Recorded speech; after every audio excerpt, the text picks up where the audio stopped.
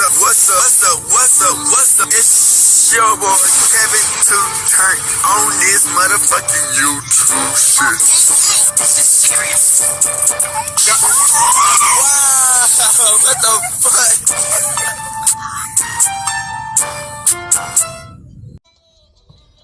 what the fuck? What's up? It's your boy Kevin on YouTube shit. Hey man, say man, we are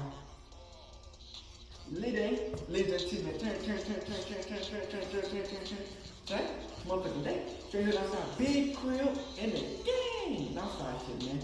Hey man, say you turn in the bando. Yes, sir, in the bando, man. Hey man, say man. Free Palestine, free Congo, Russia do your thing, and Texas stand the fuck up, man. Each day you gotta be a better version of yourself. Never let somebody bring you down, always fight back. Never let somebody tell you who you are, but also never put yourself in a position you don't belong. Stay humble, gang. You dig what I'm saying? Let's stay on this revolution, on this movement. Hey, you stay in church, man. Grind don't stop, man. We out with it, out here. Hey, man, say, man, come to the Black Hebrew Israelite as a real one, a real Jew, man. Hey, a lot of people ain't gonna speak that talk like I'm speaking. You know what I'm saying? Because they want to lose some certain things. I'm ready to put it all on the ground. Keep Yahweh first, man. Keep God first, man. And let's get to the bitch. Alright. Today, some motherfucking day. So here's outside. Big crib in the game. Outside shit, man. Hey, man, say, man. Now, you know we had the generational rappers, man. The rappers before us. You know what I'm saying? People like Soulja Boy, Bow Wow. You know what I'm saying? People like them, you know, ones that were in the younger generation that started up like Akon, niggas who started up like the newer school type of music for the newer generation, you know what I'm saying? Well, we got another one, Sean Kingston, you did Crip. He was a generational rapper, man, that had the game in a chokehold of rap before, you know what I'm saying, all his situation that he had, man. You know, sometimes, like I tell people, man, all it takes is one hit single, one big song just to blow you up and get you to the next level. You dig what I'm saying? And Sean Kingston was one of them, you know what I'm saying? He had a lit song that helped him prepare to perform with some of the greatest rappers of the generation of all time. You know what I'm saying? And get features that normally niggas wouldn't really get. You dig what I'm saying? But, you know, situations, it puts you in situations where, you know, the shit you do in the past catches up with you. You know what I'm saying? And so, he got this $1 million lawsuit of fraud that the federal and the state is trying to get him out the paint with. So, in this video, man, it basically talks about what he been through in his career and what's going on right now. That they trying to take this nigga out right now because of bad situation ideas, man. You know, it be like that. But we finna get into it. Hope y'all enjoy it. Let's get into it.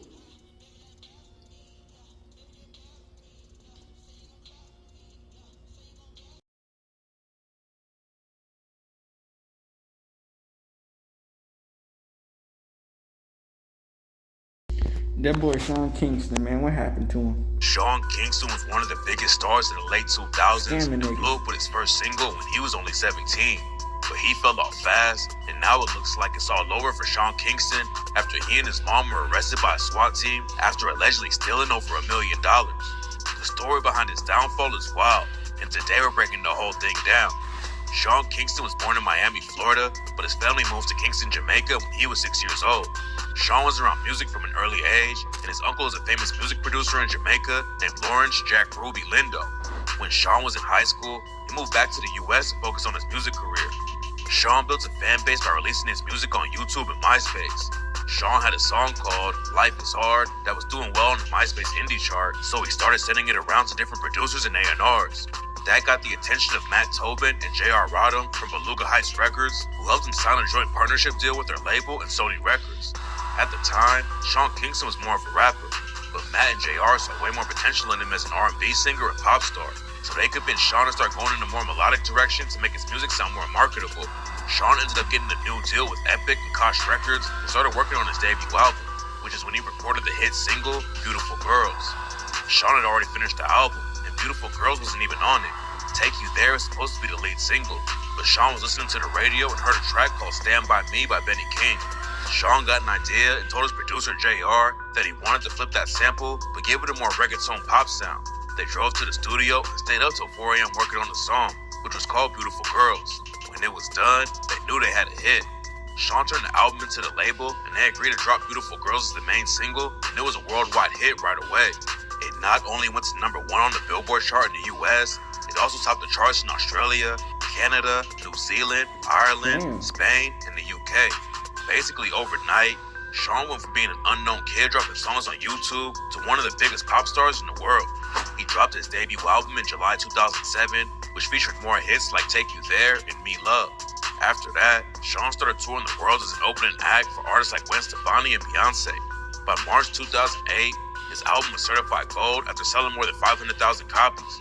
Sean Kingston came right back in 2009 with his second album, Tomorrow, which was co-produced by Wyclef Jean from the Fugees. Fire Burning, the lead single off the album, was another huge hit and is Sean's biggest song after Beautiful Girls. But even though he had another big record, Tomorrow didn't sell as well as his first album. It peaked at number 37 on the Billboard chart after only selling 13,000 copies in the first week, and in the second week, it dropped to number 87. The style of Tomorrow was way different than Sean's first album. It sounded more like electronic and dance music than reggae and R&B. So even though Sean was still making hits, fans were feeling his new sound. Outside of making his own music, Sean was also signed to new talent. He discovered the R&B singer Ayaz and helped him get a deal with J.R. Rodham's label. In 2010, Sean also launched his own label called Time Is Money Entertainment and signed Tory Lanez, who was totally unknown at the time. Sean returned to music in 2013 by dropping his third album, Back to Life. He had another hit with the track Eenie Meenie featuring Justin Bieber. It was supposed to be the lead single for Back to Life, but it ended up getting put on Bieber's album, My World 2.0. Back to Life was still stacked with features and had verses from T.I., Chris Brown, Wiz Khalifa, Yo Gotti, Wale, Busta Rhymes, and 2 Chainz. But even with all those big names, Back to Life did even worse than Tomorrow. The album didn't even chart, and the lead single, Beat It, featuring Chris Brown and Wiz Khalifa, peaked at number 52. So, Sean Kingston's career was in a tough spot. His first song was a massive hit and still has over 1 billion streams on YouTube. But after that, it was all downhill. Sean still had a pretty good run and dropped a few successful singles while his career was hot. But by the mid-2010s, his run was pretty much over and no one was really checking for new Sean Kingston music. In 2013, Sean announced his 4th studio album, Road to Deliverance, and claimed he was working on some new music with Zendaya from Disney Channel. But the album got pushed back multiple times and didn't end up getting released for almost 10 years. While his career was starting to die out, he also started to make headlines for all the wrong reasons. In 2010, Sean was accused of sexual assault by a woman who claims he took advantage of her at the Crown Plaza Hotel in Seattle. Sources told TMZ 2 intoxicated women show up to the hotel room to hang out with Sean and his crew. One of the women claims Sean had sex with her, then left the party to go to a different hotel room on the same floor. Sources say the woman then allegedly had sex with 2 different men in the room. The fire department did confirm that they received a call about an incident at the hotel. 2 young women aged 19 and 20 were brought to the hospital after reporting sexual assault. However, Sean's people said the police investigated and found that the accusations weren't credible, so the case was dropped. But it would come back up a few years later after one of the victims filed a lawsuit. Before that happened, Sean almost died after a crazy jet skiing accident in Miami. Sean was riding a jet ski in Miami with a woman when he lost control and crashed into a bridge. Miami Fire Rescue had to be brought in to save them, and Sean was rushed to the hospital. He was in critical condition and had to go through open heart surgery, along with multiple other operations. But he eventually pulled through and made a full recovery after spending 23 days in the hospital. Police said that the drugs and alcohol were not the cause of the accident, but they did believe that Sean's inexperience with jet skis and reckless behavior was the problem. They think Sean released the throttle while turning the wheel at the same time, which caused him to lose control and crash into the bridge. Sean slammed into the bridge so hard that his head, arms, and upper chest left a mark in the concrete. He easily could have died, and everything could have been prevented if he just read the manual or took a safety class. Sean was even found legally responsible and ordered to pay $180 for careless operation in an accident. But Sean's problems didn't stop there. Later the same year, he was accused of being in a hit-and-run accident with a $400,000 Maybach. Sean was leaving the Geisha House restaurant in Hollywood when he bumped into the fender of the Mercedes Maybach parked behind him. Sean was talking to TMZ right before it happened, so the whole thing was caught on tape. But Sean still denied it ever happened. A few days later, he was questioned about the crash when leaving the club. Yo, everybody saying you did a hit and run. Just tell everybody you did it, bro. You heard him. What he said? He said he didn't do no hit and run, man. Good. About a year later, Sean also got exposed for fake flexing after he claimed that Justin Bieber bought him a new car, and Bieber's team called the whole thing cap. Sean pulled up to Boa Steakhouse in a $100,000 chromed out Fisker Karma, which was given to Justin by his manager, Scooter Braun, for his 18th birthday. While talking to TMZ, Sean claimed Bieber gave him the car just for being a good friend. I'm gonna be honest, I got it as a gift, you know. A gift? You heard? You know, when you best friends, with one of the biggest artists in the world, you know what I'm saying, you get all different type of gifts, you know. And this is one of them. But a source close to Justin immediately responded and told TMZ Sean's story was all cap. Sean asked Justin if he could borrow the car for a night while he was on tour, but he definitely didn't give it to him, and the car was already back in Justin's garage. Sean Kingston's people claim that he was just joking about being given the car, but that wasn't the last time Sean used his connection to Justin Bieber to make himself seem richer than he really was. It also didn't help that it looked like Sean was having some serious financial problems. In 2012, the IRS claimed Sean Kingston owed over $130,000 in unpaid taxes from 2009. They ordered him to pay immediately, but Sean refused, so they went after one of his properties. Sean's public image would take another hit in 2013 after the woman he allegedly assaulted back in 2010 sued him and revealed more details about what allegedly happened that night. The victim claimed she went to Sean's hotel room for a meet and greet after a Justin Bieber concert where he performed, but when she showed up, Sean was laying naked on his bed. She was already intoxicated after smoking weed and taking 7 to 10 shots of vodka. But when Carissa walked into the room, she claimed Sean's bodyguard picked her up. That's when Sean and the two other men assaulted her while she was too intoxicated to fight back. Carissa's friend eventually came in to save her, and they called the police. Carissa claims that night ruined her life and sued Sean for $5 million in damages. Damn. Sean denied all the accusations and admitted they did have sex and claimed it was consensual. But the lawsuit did end in a multi-million-dollar settlement. From there, it would only start to get worse for Sean after he completely fell off and started going broke. In 2015, Sean claimed that he was kidnapped and a deal gone wrong over a $225,000 watch. According to Sean, he bought a watch from a jewelry store called Aviani Jewelers. Sean claims he paid $185,000 of the balance, but stopped making payments because he didn't think the watch was worth as much as the jeweler said it was. Sean was going to trade it for a different watch, so he got in the back of the jeweler's car. But instead of giving him a new watch, Sean claimed the jeweler snatched the original off his wrist and refused to give it back. That's when Sean started freaking out and refused to leave until he got the watch back. But instead of giving it to him, the jeweler and his crew locked the doors so Sean couldn't escape, drove him to a random location, and tossed him out of the car. When Sean finally got to safety, he called the cops, who classified the case as a kidnapping. Sean then went on Twitter to tell his fans he was safe and warned everyone not to work with Aviani Jewelers. The story sounded kind of crazy, but that wasn't the only time Sean had issues with a jeweler. In 2014, Sean was also sued by another jeweler named Avi Dabdab, aka Avi the Jeweler. In the lawsuit, Avi claimed that from 2008 to 2013, he hooked Sean up with all kinds of expensive watches, chains, and bracelets, including a few custom pieces with his initials. Sean even borrowed a $12,000 ring for an appearance on 106 in Park and never gave it back. During their relationship, Sean had written 7 checks and they all bounced, so he never paid for any of the jewelry. In total, Avi the jeweler claimed that Sean owed him over $226,000 and sued him to get the money back. A source close to Sean claims he paid Avi over $300,000 and they had the checks to prove it. They also argued that there's no way Avi would continue giving Sean jewelry after 5 years without ever getting one payment. But when the case went before a judge in 2015, Sean was ordered to pay over $365,000. If that wasn't bad enough, in 2016, Sean Kingston was sued again by another jeweler called Aquamaster. That lawsuit claimed Sean came into their store and picked out 9 pieces of jewelry valued at $300,000 and said he would tell his business manager to wire them the funds. But instead he sent them 2 checks, which both bounced. Sean even gave them all the evidence they needed by flexing on Instagram rocking the jewelry. Sean never even responded to the lawsuit, so the judge ruled in favor of Aquamaster and ordered Sean to pay over $300,000 to the jeweler. Around the same time, Sean was also facing another lawsuit from a jeweler in Florida called Hiphop Jewelers. They accused Sean of picking out a $60,000 Rolex and $25,000 gold bracelet and promising to pay the next day, only to disappear and never bother sending them a check. So it seemed like Sean had a serious problem with picking out expensive jewelry but not paying the bill. He was also racking up tons of legal bills while not having a hit song in years. Even after all the lawsuits, Sean was interviewed by TMZ where he claimed to be wearing around $200,000 worth of jewelry. About a quick 200,000 on right now. Right there? Yeah, right there, This is 85 right here. He also said the reports about him being broke were fake news and that he was currently spending $25,000 a month living in LA. No, that's all rumors because at the end of the day, if I was broke, I wouldn't be spending, $25,000 a month. Sean said he spent millions of dollars with the jewelers who were suing him, but as soon as he was late on one payment, they wanted to take him to court. I spent over millions of dollars with them, and just because I might be late on one payment, I'm going to sue him off for being late on one payment. That's not right. Sean Kingston could have made a comeback, but he just stopped trying to flex and focus on writing another hit. And over the next few years, he just made his own situation worse and started beefing with some of the biggest rappers in the game.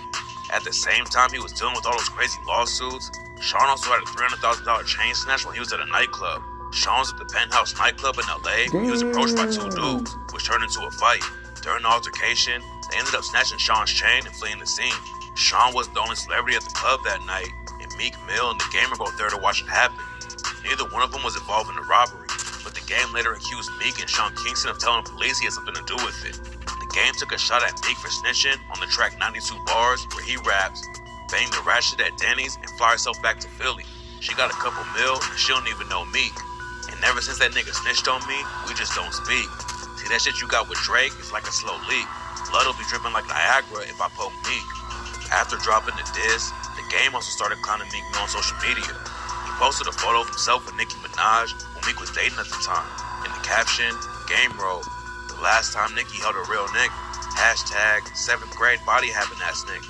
Everybody know you the wife, nigga. If she take her followers back, you gonna be back at 100K. Hashtag snitch. Hashtag raps will do anything for cheese. Hashtag weak meal. Hashtag weak meal." Meek responded by posting a photo of himself with Nicki and asked the Game if he wanted to fight.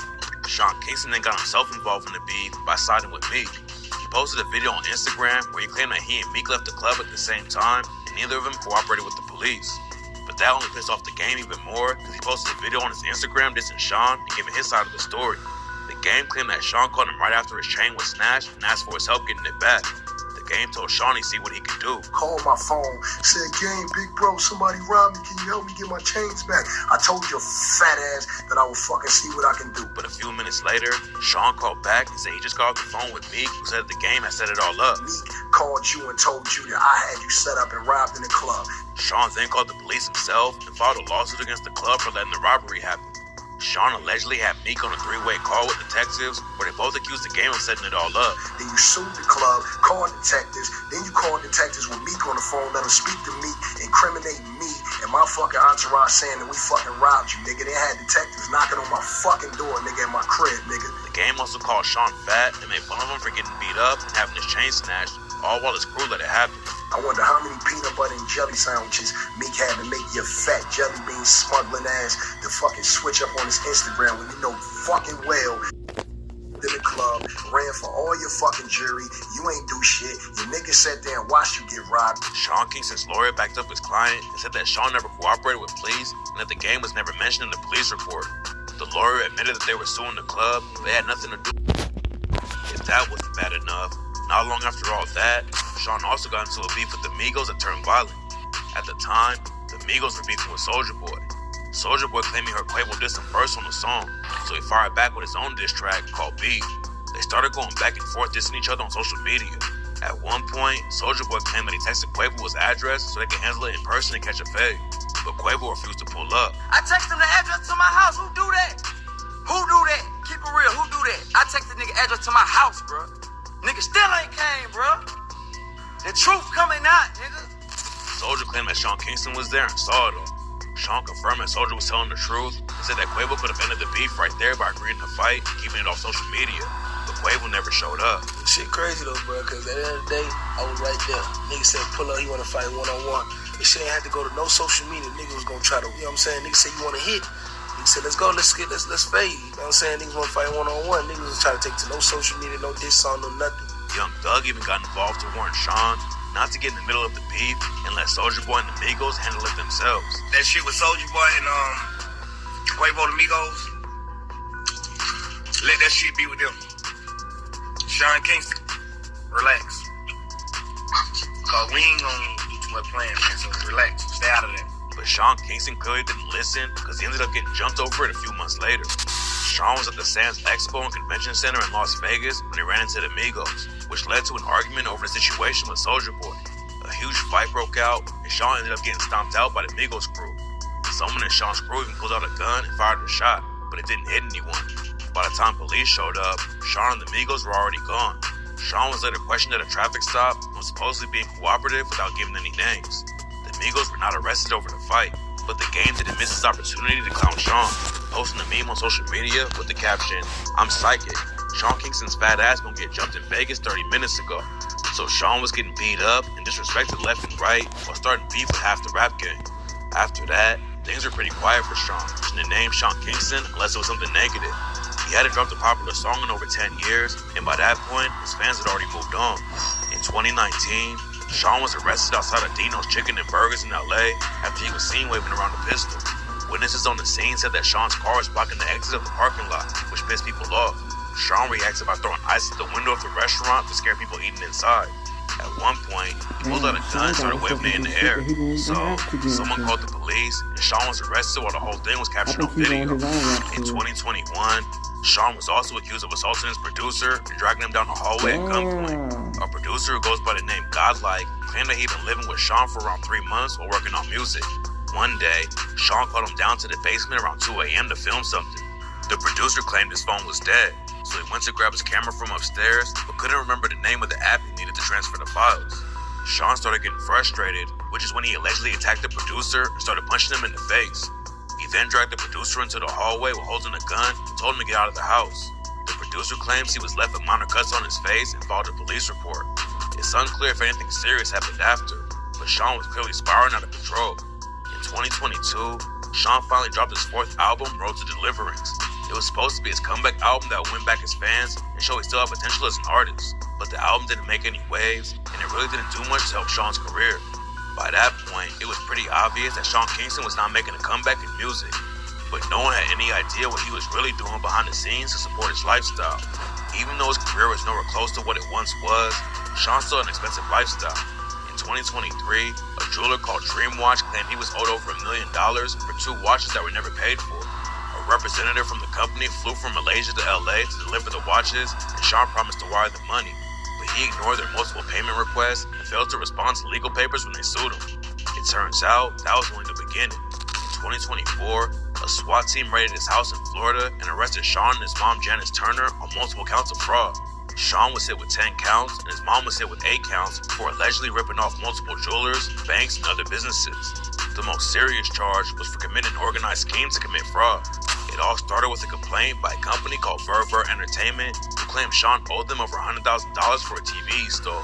Sean had purchased a 232-inch television from Verver Entertainment, but only paid $30,000 of the $150,000 bill after the system was installed. According to the lawyer representing the company, Sean has a sales pitch he uses to convince people to give him expensive items on credit by hyping up his celebrity status.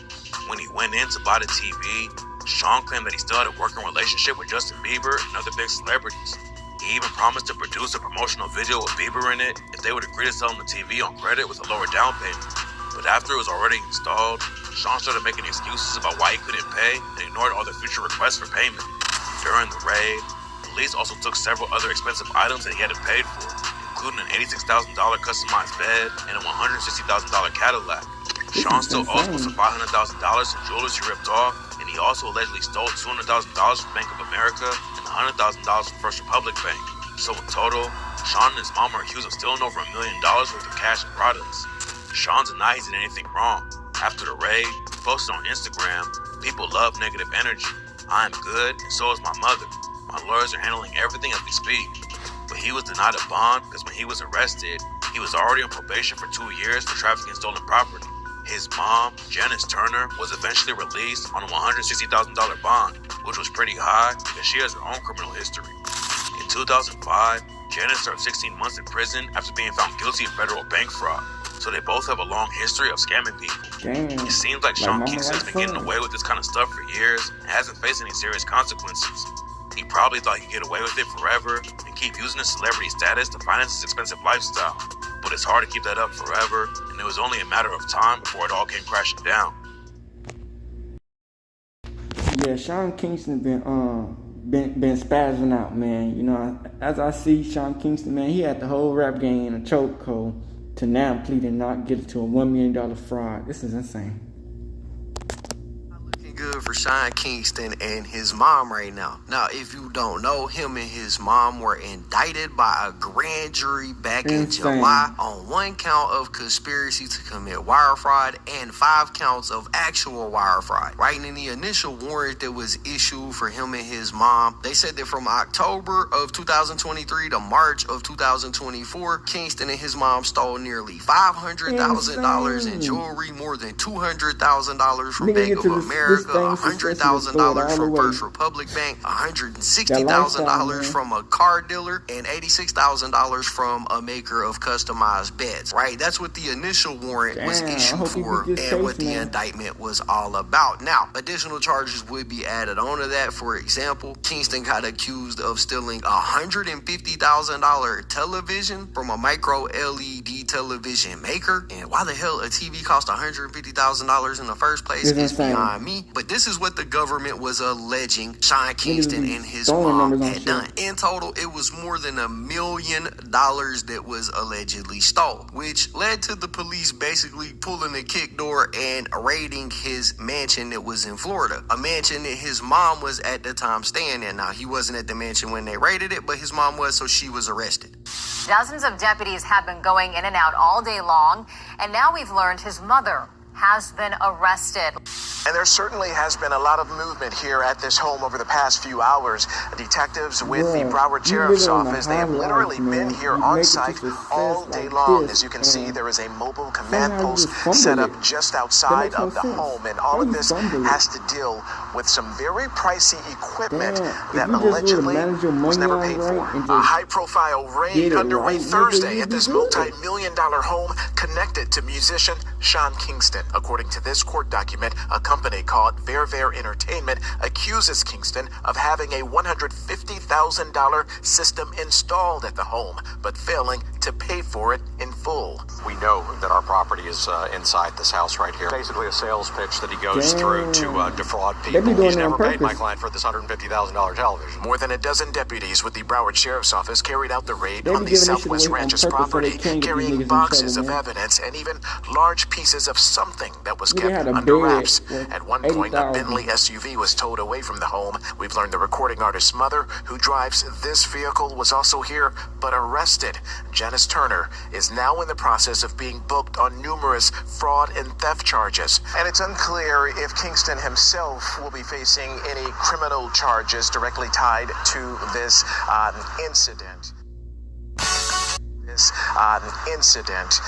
Now, it was only unclear if Sean Kingston was going to face charges himself for a couple of hours, because within 3 or 4 hours, they had arrested him as well. Now, he was arrested in Fort Irwin, which is an Army training base located in the Mojave Desert. I guess he was doing a show there, and while he was getting ready to perform, they moved in and made the arrest on him as well. Now, he didn't really speak on this happening other than a post that he eventually deleted from Instagram. They said, "People love negative energy. I'm good, and so is my mother. My lawyers are handling everything as we speak." And just based on that statement, if you took it at face value, you might think, you know what, this could just be a simple mistake that was made. It could just be a big deal being made out of nothing, right? Well, not really. Because as it turns out, Kingston was already on probation, serving a 2-year sentence for, guess what, trafficking stolen property. Not only that, his mom was arrested and pleaded guilty all the way back in 2006 to committing bank fraud for stealing over $160,000, and she served almost 2 years in prison. So this ain't even the first time that these two been involved in this type of activity, which, I mean, this wouldn't be the first time that we've seen a mother mother-son crime duo taking place. But as far as I know, this is the first time that we've seen a mother-son crime duo that were rich. I mean, this dude literally had a place in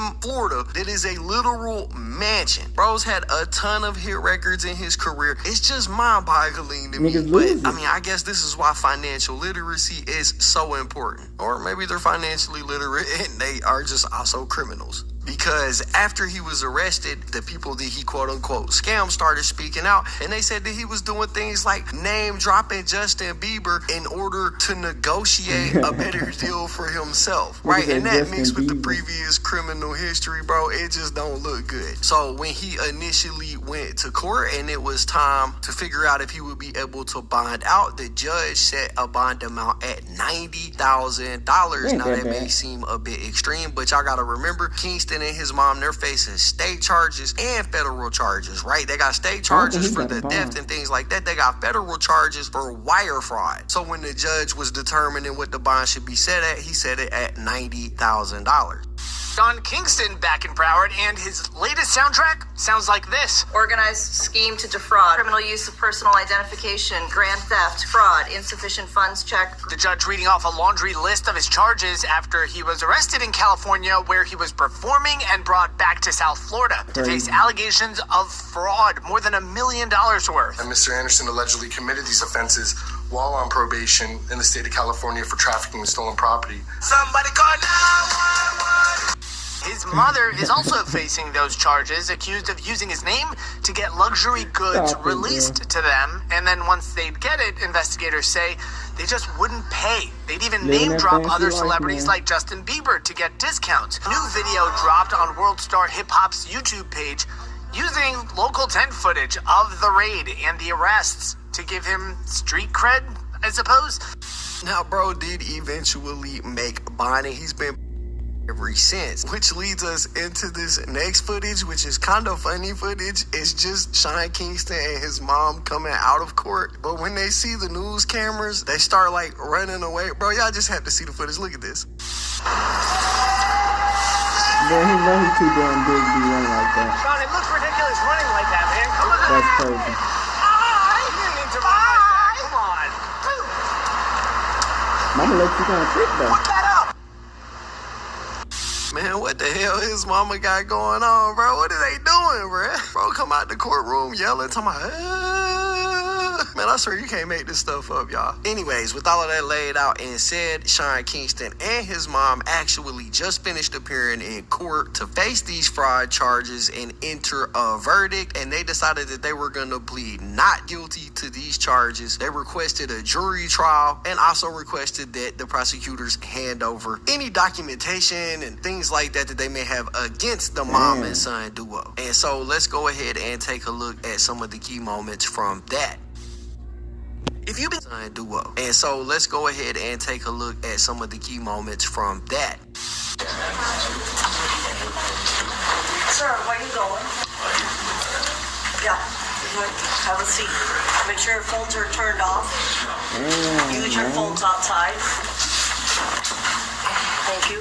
I'm telling you, man, the state be wanting that bread back, man. They be wanting that money on that, man.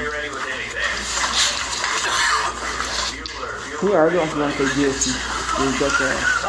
Mr. Anderson, what was your... $1 million, bro? You know what I'm saying? Here, I can look it up. I believe it was 10,000. Was count 9 originally a grand theft? No, it's a worthless check. Issue a worthless check. Yeah, here's one that has, it's showing power number 100833301. And that was for issuing a fraudulent check, insufficient fund check, and the bond was $10,000. So then I would make the bond, we'll get to this in a second. Now on this Turner, I assume count 9 was going to be the same on her. It is, I can probably short circuit this little. We've had discussions with Kathy Heaven, who's the prosecutor on this case, and she's agreed that they should be ROR on the change of charge. Damn, man. Court ain't no joke either. That shit sucks. Especially when you're in that bitch for like hours. But this like it's probably his own personal court, so he just aiming out that bitch. But you know, they looking for anything. They got the evidence, you know what I'm saying? You did. So quick, they just waiting for just he picked the jury trial, you know what I'm saying? The jury's gonna take a little bit longer than a regular judge trial. I already take the jury trial free instead of the judge, because the judge already got his mind made up. The jury, you got a chance. A little bit of chance that they might know you. Look at the Ryan W. Milley trial. They knew Ryan W. Milley, so they pushed it back a little bit.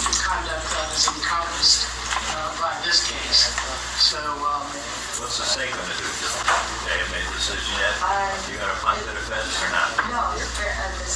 But $1 million, bro. $80,000 bid, $100,000. All right, so what the judge is trying to do right there, he's just confirming the bond amount. There was a change in one of the charges, and so he was just confirming with the bondsman that he was willing to still stand behind the bond, because in order to get out of jail, you got to pay that bail bondsman. So he's just confirming with the bail bondsman that he was willing to still have his name on the line for Sean Kingston to be free. And then you can hear the attorney bring up kind of like a double jeopardy thing. He's like, look, this client's being charged by the state, but he's also being charged by the feds for the same conduct that's basically encompassed in this case. Kind of hinting at a double jeopardy thing, but you heard the state prosecutor say, look, I don't know nothing about that. We're prosecuting him. Let the feds do whatever the feds want to do. That ain't got nothing to do with us. We're prosecuting. After them, they got to go to the feds? Damn, the state feds? Goodness, man. You got to be both of them.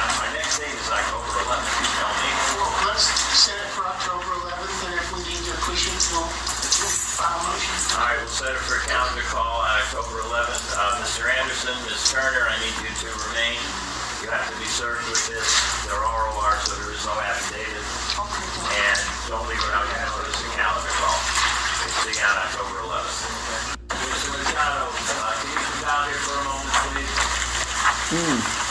Yeah, and that's pretty much all that happened in this court day. I know it was simple, wasn't nothing really crazy about the court appearance this go around, but you heard the judge say that they are scheduled for October the 11th, so that's when we'll get the next update. We know that he's pled not guilty and all that, but yeah, bro, so that's where we're at. Now, if they're convicted on these charges, both of them face up to 20 years in prison, which is a whole lot of time, so I guess we would just have to wait and see. But y'all gotta let me know what y'all think about it in the comments down below. So, man, Sean Kingston, man, you know, one thing that can fuck you up, man, is scamming niggas. Because, you know, you never know what somebody would do to get their shit back. You know what I'm saying? You never know. You know what I'm saying? Sometimes you get to the tool. Sometimes you get to the hands. Sometimes you get to the feds. Sometimes you get to the FBI. You know, some people, man, I honestly believe this. You know how people be getting into like these big ass organizations and these big ass businesses, and they be getting loans from these niggas and getting like materialistic shit from these niggas and jewelry. I be thinking it's bait. You know what I'm saying? I think they do that shit on purpose. You know what I'm saying? To get the money out of you and get extra. You know what I'm saying? Because they willing to lose, not to lose, but like to pay the court fees and all that shit just to get their shit back and make the headline news, because they know if they get more publicity on their name, that would be better than just buying the jewelry. So they would rather you take the jewelry and not pay them back, so they get their name to the headlines. You know what I'm saying? You know, but sometimes you be thinking like, damn, if you a street nigga and you work so hard your whole life just to get certain shit, and you reach to a certain level, and you be like, man, these niggas just give me shit. They not know who I am. They not know what I've been through. So you really just give me $250,000 jewelry just for me to give to me. I don't have to pay nothing down, and all I gotta do is be like, yeah, I'm gonna pay it back. And you think I'm gonna pay that shit back?